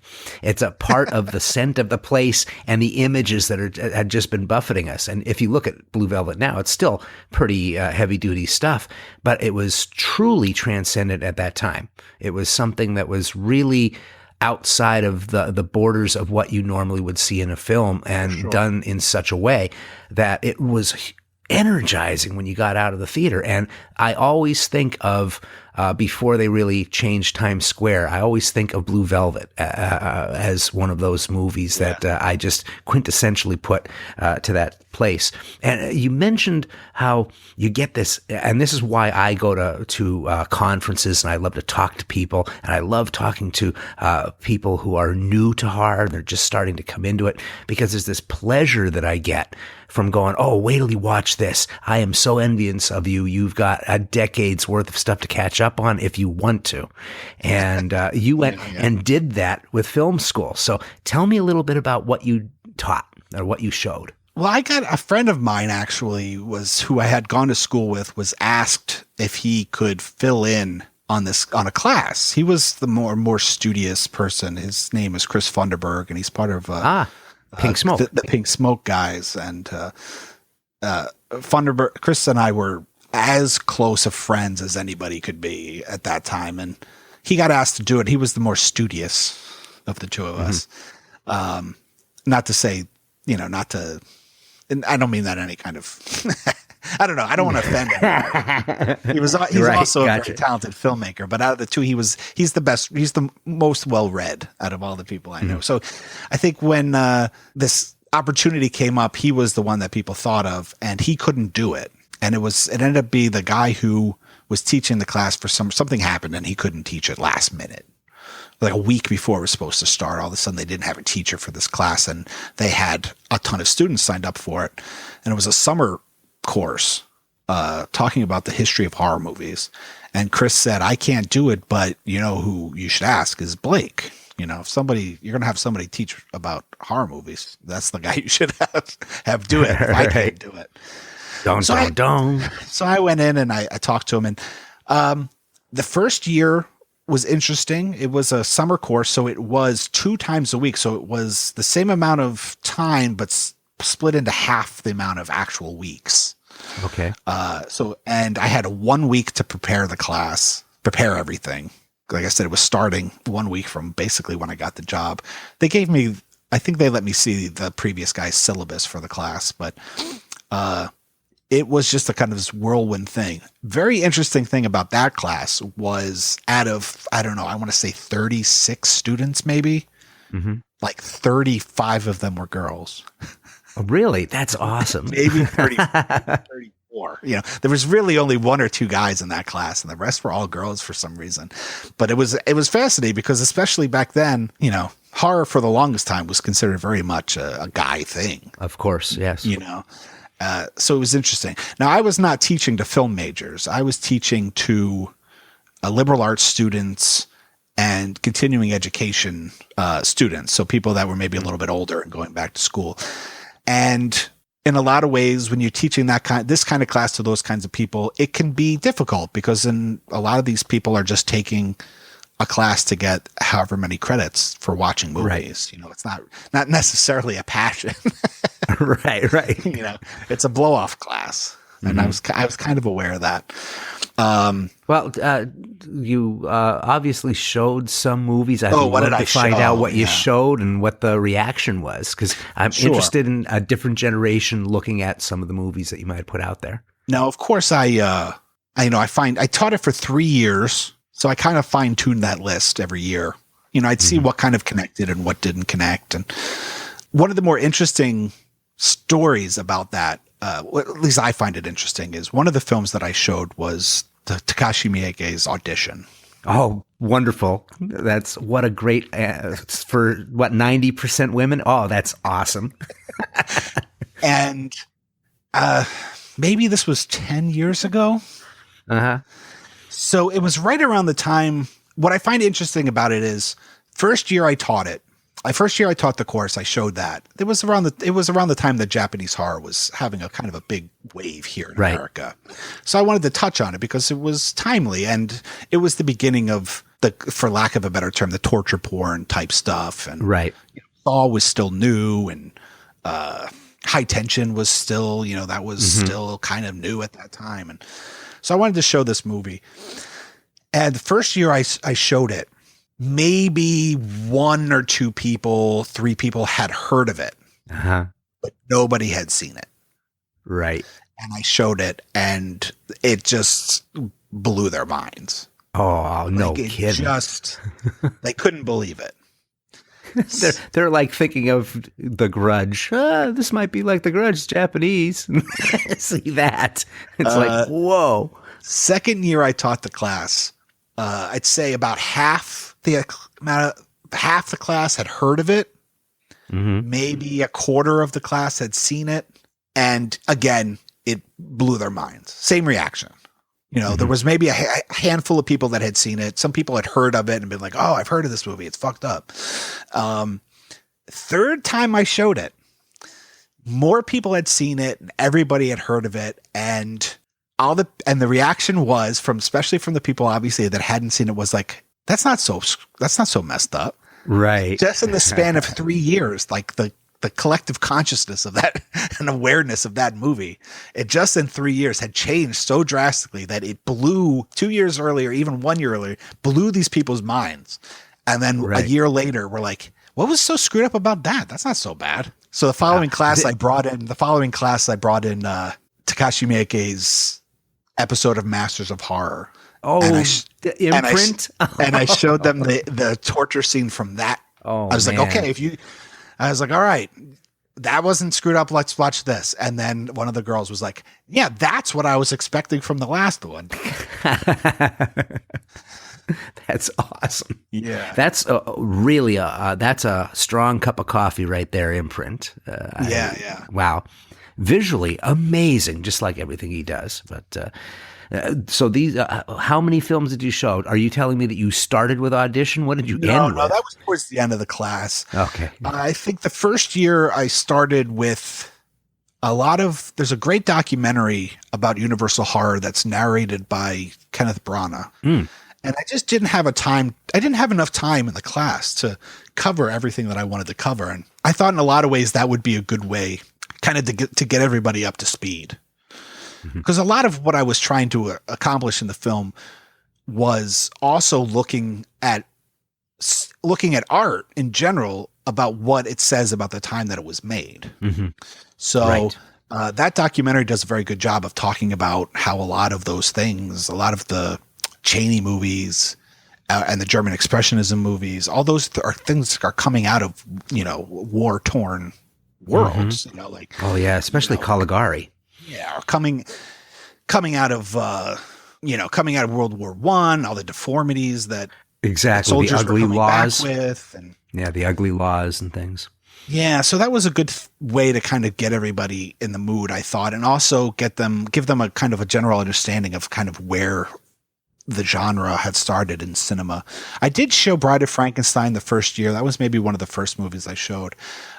In subsequent years, I ended up not really showing anything from that era, just watching that documentary and then kind of starting. I only had, I don't remember how many, but I didn't have a whole lot of classes. I mean, obviously it was one semester, so I don't know how many classes that ends up being, but it was tough trying to figure out what to show them. And I felt kind of an obligation to not necessarily show them the most popular stuff because, trying to show them something that maybe they hadn't seen or wouldn't, in a lot of cases, wouldn't venture out to see themselves. Now, with that said, there were popular films. Another interesting story was one year I showed The Exorcist, and maybe one person was scared silly over it. Right. Everybody else was like, "Why? This isn't scary." So we talked about it, and I said, "Okay, so like, why isn't this scary?" And I told them about like when it came out, how how freaked out people were. My mom left the movie theater and walked straight to a church. When she saw The Exorcist. I've heard that often. So we talked about it, and whether we were right or not, one of the theories that we discussed was that people, and especially young people, they're just not religious in a lot of, as much as they used to be. So if you don't necessarily believe in it, how can you be scared by it? So it was stuff like that. I mean, there was, unfortunately, getting them to talk was not always easy. Like I said, a lot of them were not necessarily there out of any kind of passion. I showed all kinds of stuff. I showed one year I showed Maniac, and that was maybe the biggest mistake I ever. Wow. Yeah. That movie, that was like a lead balloon. It just flopped. Oh, that's a rough one. If you're not keyed into what Spinell's doing, it's an easy movie to misread. But what's interesting about it is, in a way, like it flopped, and I didn't end up showing it the next year. I wanted to talk about the slasher genre, but I didn't want to just show Halloween, right, or Friday the 13th. And that's one of the good ones. Is Maniac? It's really one of the few good ones. Yeah, and it's not. It's not even really a slasher movie in the same sense, but it was made around that time. Now, what was interesting about it was it bombed, and so much so that one of the girls was just like, "Why did you show us this?" You like, weirdo. That was her reaction. We ended. It was like, "Why?" Now, because I couldn't show as many things as I wanted to show, I also would show clips from other movies, to try to, punctuate something I was talking about, highlight something, or just give them a general sense of the kinds of movies that we're talking about. That class, the class was both a mix of chronological, a mix of genre in terms of how I approached it. So what was interesting was it flopped with Maniac, but then I showed them the same kinds of scenes from, say, Friday the 13th Part 6. The same kinds of suspense scenes, the same kinds of things, people going the place they shouldn't go, and when they should be running here, they're running there. And they hoot and holler, and they loved it. It was, they reacted. It's the same kind of stuff, but here they are accepting it, and in Maniac, they're not accepting it. So I started thinking about it and talking to him about it, and in my mind, the difference is that Maniac takes itself really seriously. Oh, yeah. And so when you have things that are now considered cliche, or you have maybe faults due to lack of budget or being dated, they just were not willing to forgive it because of how serious it took itself. Whereas if it was more lighthearted, the way the later installments of a Friday the 13th series become almost parody of itself, they're willing to forgive all that stuff and just roll with it and have fun. That's so interesting. Interesting. But I never thought of it. There's nothing fun about Maniac.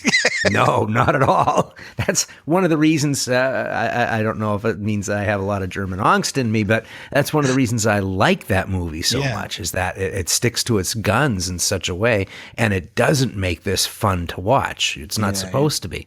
And that's the one that they don't give any slack to. So they don't like the bell curve on that one. But I showed Night of the Living Dead. I showed... One year, the last year I taught the class, I showed the original Invasion of the Body Snatchers when we talked about the 50s. And then when we got to the 70s, I showed the 78 remake. Kaufman's. Oh, I love that one. Which is one of my favorite films of all time. And that was interesting because there's really dramatically, narratively, there really isn't that much of a difference. I mean, it hits most of the same beats. It's basically the same story. But it's, what does it say about when it was made? And so that led to showing them both and saying, well, made in the 50s, this is, we're talking about, communism and the fear of and McCarthyism. Right. And then when we get to the 70s, the same story means something completely differently. Completely. The following year when I showed, since Maniac flopped, the next year I showed Black Christmas. Oh, wonderful. That probably, and that is an amazing film that I don't know. We'll find out what they thought, but it still has impact to me because of that weird darkness of the phone calls. But it might come off really silly. I don't know. No, the phone calls are genuinely disturbing, and they liked it a lot. But important part of that movie was, in my mind, you take two movies, and I think it might even be the same year.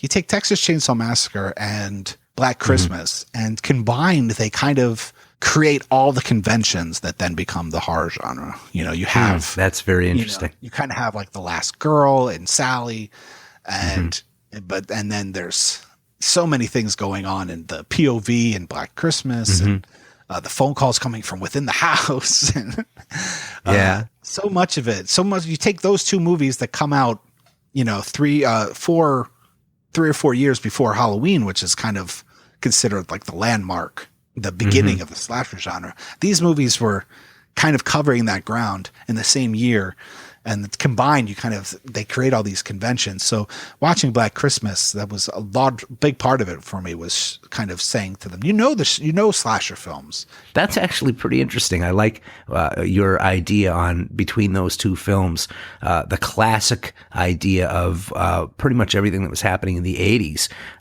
outside of Cronenberg, who is in his own universe. You pretty much find all of that stuff in those two films. If you had to twist your arm here for the listener. And I always like to think that, yes, there's the hardcore jaded listener, and then there's the guy that might have just landed on this and is going, geez, I really like what these guys had to say. Can you give some essential viewing tips? What horror movies you think they should really see if they can? Sure. Looking, trying to avoid, like I did with The Class in a lot of ways, trying to avoid the big ones, movies that maybe people have seen or been talked about too much, or maybe have even been remade at this point. Right. Like I mentioned, a movie that I mentioned earlier, 1960 Peeping Tom. When I saw that movie, it just kind of floored me. And I have no idea like what the public, not so much opinion, but how aware they are of it at this point. I would imagine it's more so than when I saw it, because when I saw it, it was Criterion, didn't even have what DVDs weren't even a thing yet. So it was kind of obscure, and we watched it. And of course there's this whole thing of it was made the same year as Psycho, dealing with a lot of the same subject matter, came out, before Psycho. But Psycho becomes this gigantic hit, and Peeping Tom literally ruins Michael Powell's career. Oh yeah. That's how hated it was. Yeah, there's such a difference between those two movies, as close as they are. It's really Powell does not allow the audience to just be tantalized by being a voyeur. He puts it right in your face. In fact, you find out exactly what a Peeping Tom is before the credits are done. Just a thing I find interesting when I started thinking about what movies, looking at similarities of things, things that we've already discussed, things like Martin and Maniac and Peeping Tom all share a very similar, like the sympathetic killer is obviously something that I tend to gravitate towards. M, go for M. Yeah, M. I love M. Or I don't know. Going back, a film that I love from the 30s. I mean, of course, there's a lot of great movies from the Universal era, and then you have things like Freaks and stuff. But a film that I think still doesn't get talked about a lot is Mad Love from 1935. There we go. We're going to have you back just for a show on Mad Love. And we, plug for Saturday Night Movie Sleepovers, one Halloween for October, we actually did a whole episode on Mad Love and got all into the nitty gritty of horror at the time and talked at length about Peter Lorre. But Mad Love is a really interesting film, a remake of The Hands of Orlock. Yeah, and it's Peter Lorre's great in it. It has a fantastic cast. Even like Key Luke is in it.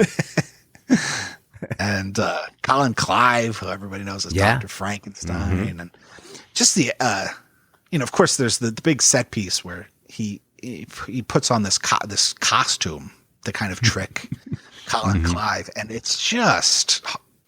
it'll just like burn its way into your memory. And I have to imagine it had to influence things like Dark City, many years later.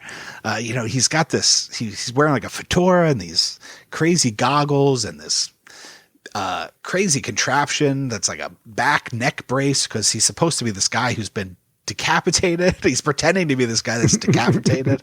And so it's supposed to be this device that's holding his head onto his body. It is truly bizarre. And for, on a completely, different note in terms of, looking at it from horror and then looking at it from comedy, what I think some people don't realize that there is a Three Stooges connection with Mad Love. I don't know if I know what you're talking about. Before the Three Stooges became the Three Stooges, there was an act called Ted Healy and the Stooges. And Ted Healy was he was the star, and he had his Stooges, which were, Mo Howard and Larry and Shemp. Larry Fine. Yeah, Larry Fine and Shemp Howard. Those were the Stooges, and they hated Ted Healy because Ted Healy was an alcoholic, and he would actually hit them, and he was a real asshole. Ted Healy is in this movie. So if you have some kind of love for the Three Stooges, and you know the history of Ted Healy and the Stooges, and how the Three Stooges branched away from him and started their own act and became the Three Stooges, Ted Healy actually plays like the reporter in Mad Love. No kidding. This is why I love doing this stuff. Why I love to talk with other people, because there's always something new. Yeah. And it was directed by Carl Freund, who, he was a cinematographer. He had shot Metropolis, and I think he even shot Dracula, but then he went on and directed The Mummy. So, has a really interesting visual style. And now it's not a Universal movie.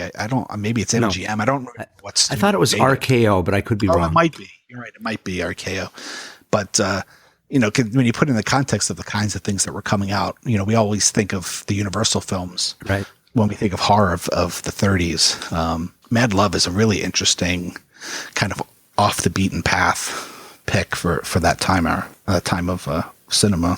It does have a lot of comedy in it. His maid is very funny, and it's a little loopy, but it is totally worth watching. Yeah. It's like Old Dark House is another one that it's just so out of its freaking mind. I first saw that movie halfway through. It was like on Turner Classic Movies late at night. I turned this on. It's when what's his name? I can't remember. Sylvester, the brother that sets fire to the place all the time, starts coming downstairs, and you just see his hand. And I'm watching this, and I'm going, what in the hell is this? This is absolutely insane. I've never seen such a movie. And yeah, there are these little gems that are just a little off. And they're both of those movies, like you mentioned, comedy. There's a lot of what's said at certain points is awful and yet is funny. And it has really weird visual style, to say the least, at least Old Dark House, in my estimation. If we were going to go kind of more recent, I think a movie, if we looked at the 90s, we talked about Audition, and of course the 90s was also the era of Scream and that stuff. But there is a certain Dario Argento movie from the 90s that I very rarely hear anybody talk about, and it's one that I have a very particular fondness for. And not to plug Pink Smoke, this was given to me as a gift from both John Cribbs and Chris Funderburg of Pink Smoke. Gave this to me as a gift. It's Dario Argento's Trauma, 1993, and it's just one that I just never hear anybody talk about, and it's possibly his most disturbing movie in terms of the rolling plot. Head. Oh man, the idea of it, and it's I think it might be the first movie he directs Asia Argento in. I know she was in like Demons 2 and The Church, but he produced those movies. Right. So it has Asia as a young adult. I don't know if she's still a teenager or in her early 20s. It has Piper Laurie and Right. I just remember her head, Piper Laurie's head. That's the image I can't get out. Still speaking. It's his stab at an American movie. He came to America to make that movie. Tom Savini did the special effects. Frederick Forrest is in it. I don't want to. I would love to talk about it, but I'm afraid I don't want to spoil anything about it too. Exactly.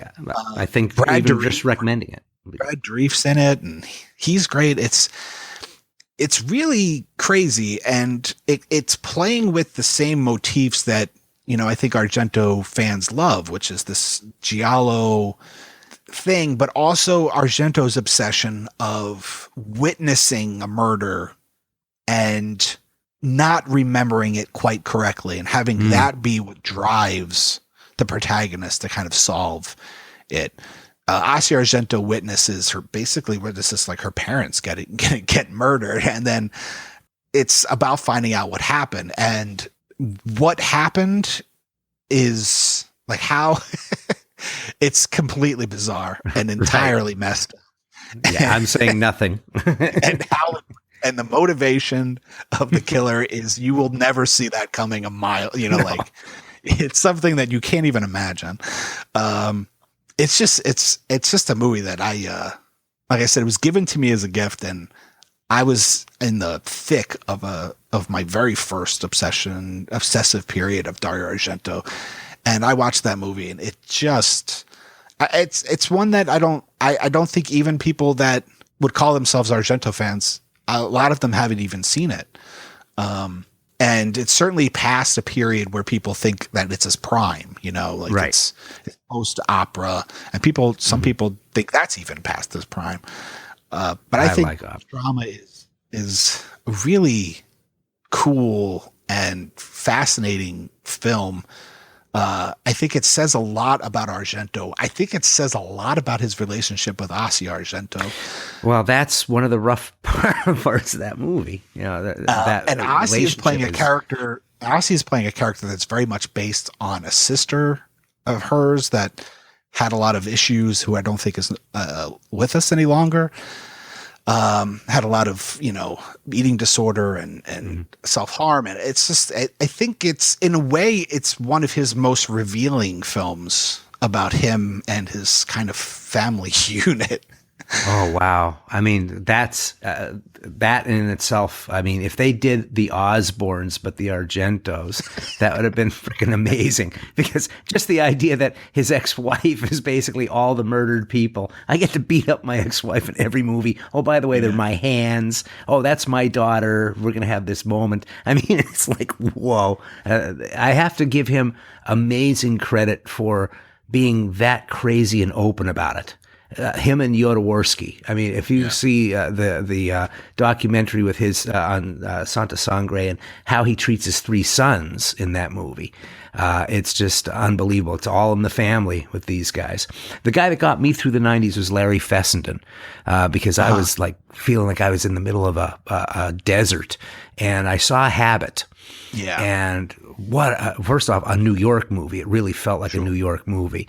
But it was such a great idea. And then I started to realize that he was doing like this updating of the Universal monsters.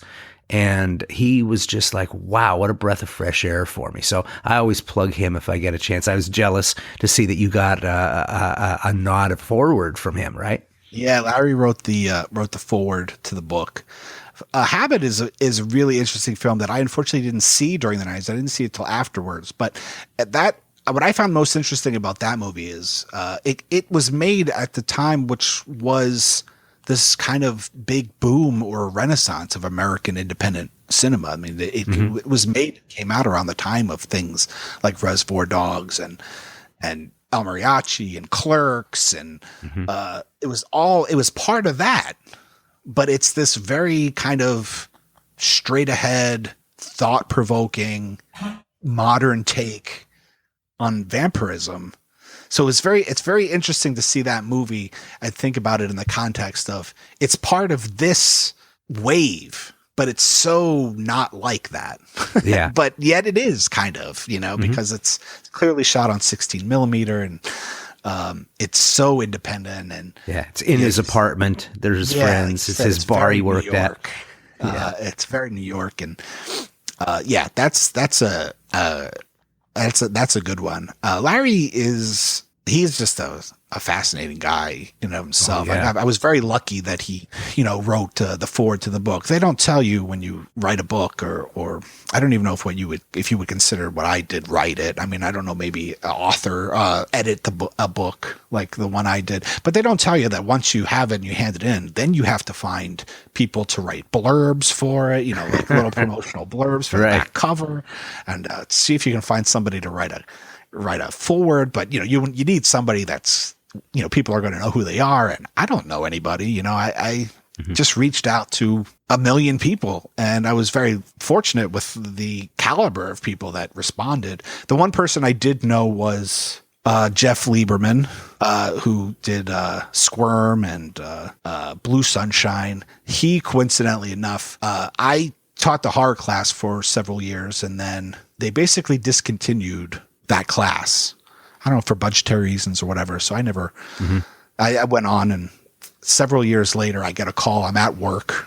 I'm editing a television show, and but the phone rings, and it's an area code for Westchester, New York. And that's where I went to school, and I have a lot of friends there. So normally I wouldn't answer the phone when I was at work, but since I kind of was like, oh, I wonder who this could be, I answered the phone, and the voice on the other end is this Blake? I was like, who's speaking? Who is this? And he's like, well, I'm teaching a horror class at SUNY Purchase, and they gave me your syllabus, and I wanted to talk to you about your class. And he gave me his name, and I didn't really think anything of it. It didn't really occur to me. And they said, well, Did you eat worms? Through the conversation, it starts to become clear that he has made movies, and then it clicked. I was like, wait, you're the Jeff Lieberman that directed Squirm? Yeah. And we had this long conversation, and we ended up meeting, and he took me out to lunch and talked about the class, and so I got to know Jeff pretty well. Went back to his house and got to see the last remaining fake worm from Squirm. So we kind of became friendly, and I lent him some of the materials that I used to teach the class. And there was one class where they were screening Squirm or something in France, and he couldn't make it. So I actually substitute taught the night of Halloween. Well, we showed Halloween that night. So Jeff, I knew. Jeff was obviously nice enough to write a blurb for the book, but I was not able to find anybody to write forward, and I had sent out very many requests, and kind of in the 11th hour, I get an email from Larry Fessenden saying, I don't know how this slipped by me, but somehow I just realized I had this email. Is it too late? I would love to do it for you if there's time. So I emailed him back, and I said, I would love for you to do it.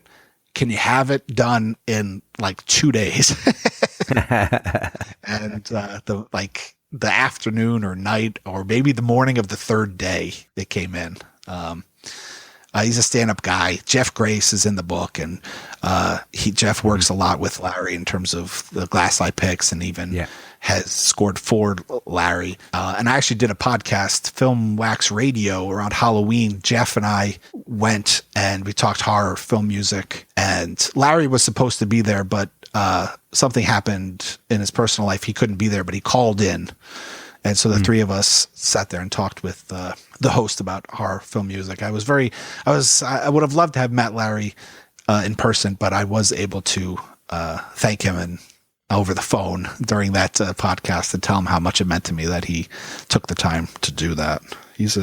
By all accounts, he's a really stand-up guy and willing to lend a hand whenever he can, from everybody that I talk to that knows him and has worked with him. Yeah, that's a great guy. And really, that's we're not going to top that. I think that's where we're going to stop. I think Larry, Glass Eye Picks is kind of like Paris in the 20s. for independent horror. I just can't believe how many really interesting, very, very low budget movies and directors have come out of that. And they're really starting to slowly, guys like Jim Mickle are slowly starting to shape where horror can go. And I'm really excited by that. And someday I'm going to have to get an interview with them, or at least do a podcast on Glass Eye, because I think they really, really did something great. Well, that's one of the big reasons why I wanted to talk to Jeff, is because the field of horror that he's working in with Glass Eye Picks is really, really independent horror for today. You know, a lot of these guys were working for independent horror back in the 70s and 80s, but being able to get Jeff to come in and talk about working with Ty West and Jim Mickle and working with Larry and working on all these Glass Eye Picks, I really wanted to represent like what today's independent horror really looks like and what the workflow is like and stuff like that. So, but yeah, that was a big part of the book, was just trying to, like I said, cast this wide net and try to cover as many different points of view and ways of people working, including age, like Joseph, like I said, Bouchard's in the book, Nathan Barr, you know, trying to get some of these younger guys, and then getting guys like Carpenter and even Claudio Simonetti. And, you know, it's, that was the goal. And I take a lot of pride in that. I feel like I managed to accomplish that pretty well. And even though I ask a lot of similar questions of everybody, by having such diversity in the people that I chose, you get really drastic different points of view about everything. Yeah, and it's a great fun read, and I know several people who IM me every so often for the show are really excited to read this, and they didn't really know about it, or they had it on their list and now it's moved right up to the top, and I know they're going to be really excited to hear this podcast. And so the book is Score to Death. It's conversations with some of horror's greatest composers. I've been talking with Blake Fichera. Blank, thanks so much for your time. Can you tell the listeners where, first off, they can find your book, where they can find your podcast, and where they can find you? Oh, yeah. The book, like you said, Score to Death, it's you can pretty much get it or order it anywhere where you can find books, but it is on Amazon, and there is a Kindle edition now, so you can get it in both paperback and Kindle. You can follow the book on both Facebook and Twitter with at Score to Death. I don't do a lot of signings and such, but for instance, this weekend coming up, March 10th, 11th, and 12th, I'm going to be at Cherry Hill, New Jersey at the Monster Mania, selling soundtracks and selling copies of the book. So things like that, you can hear about those kinds of things by following the book on Facebook and Twitter. This particular one will be exciting because if you bring your book or you buy the book, not only will you be able to have it signed by me, but Alan Howard's going to be there. And I'm sure Alan will sign it as well for you. So you'll get two people to sign it. The podcast is Saturday Night Movie Sleepovers.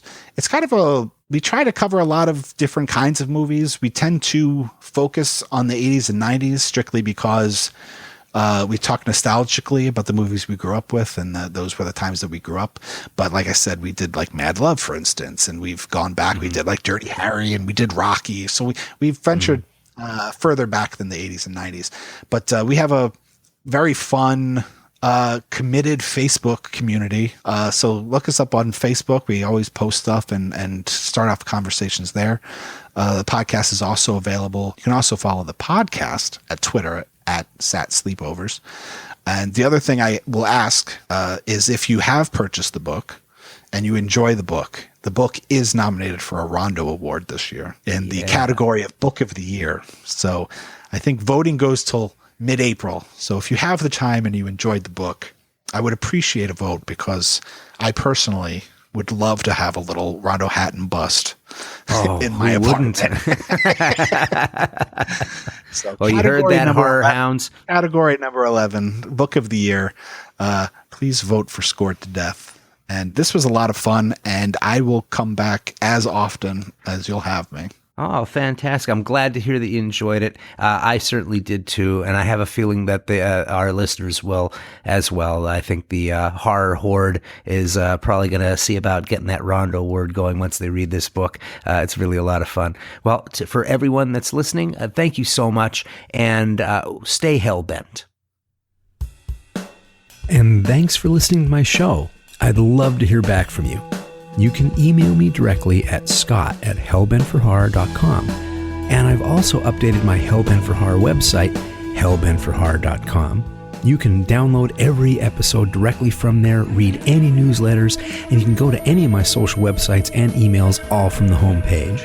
You can IM me on my Facebook page at facebook.com/hellbentforhorror, and you can find me on Twitter at hellbenthorror. A lot of the great conversations I have with fans happens on Twitter at hellbenthorror. Now, for you, the listeners of Hellbent for Horror, Audible is offering a free audiobook download with a free 30-day trial to give you the opportunity to check out their service. To download your free audiobook today, go to audibletrial.com/hellbentforhorror.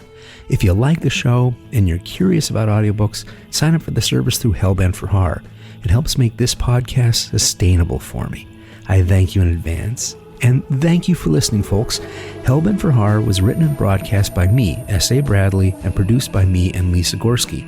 You can now subscribe to the Hellbent for Horror podcast on iTunes, Google Play, Player FM, and Stitcher.